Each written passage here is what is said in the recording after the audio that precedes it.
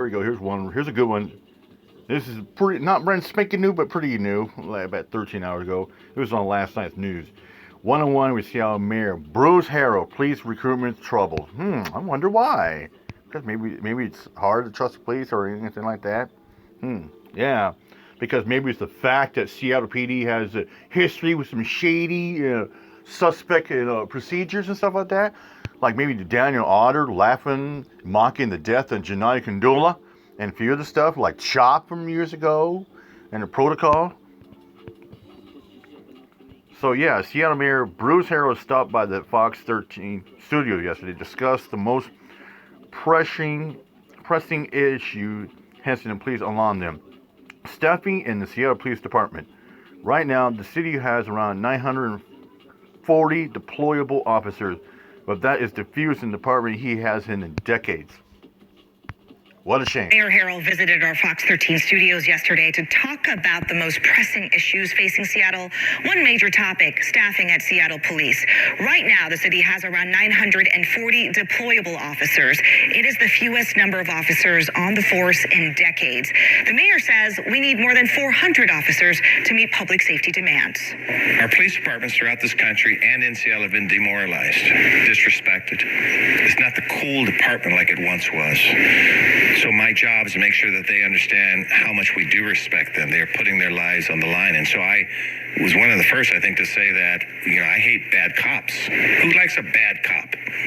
But these good cops that are doing this great work, even look at what happened under the consent decree that we were under. Look at the use of force that we should be applauded for. So it starts with changing the whole narrative, recruiting the officers, respecting them, and we will have a good union labor contract in place very shortly to show that we're willing to compensate accordingly. We recruit, and so our numbers will get up.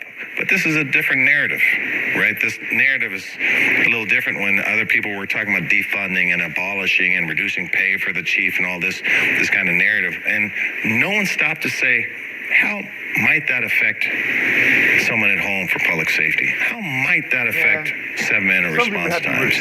So you have to go through the critical analysis to talk about the impacts.